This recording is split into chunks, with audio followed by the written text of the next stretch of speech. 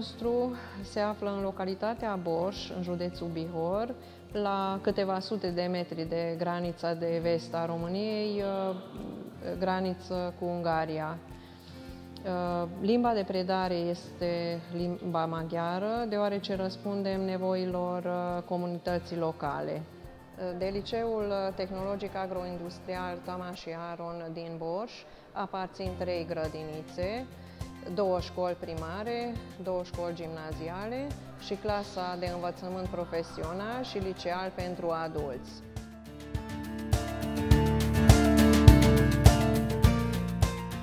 Agricultura este ocupația de bază și poate ocupația cea mai veche a omenirii.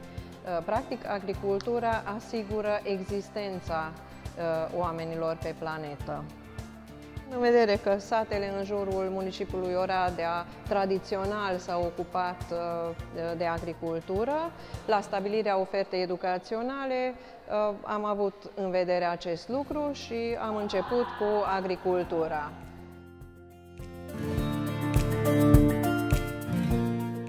Interesul operatorilor economici este să-și găsească forță de muncă foarte bine pregătită și calificată și educată. Este o nevoie foarte importantă.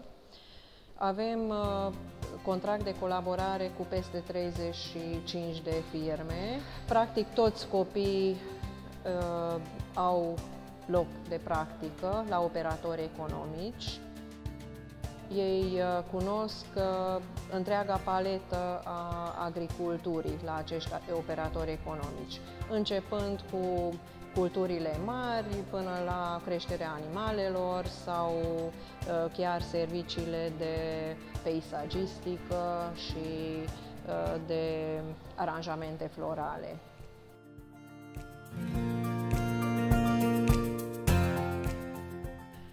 Beneficiul ar fi foarte mare pentru elevi. Operatorii, practic, sunt interesați, dar aici există mai multe piedici.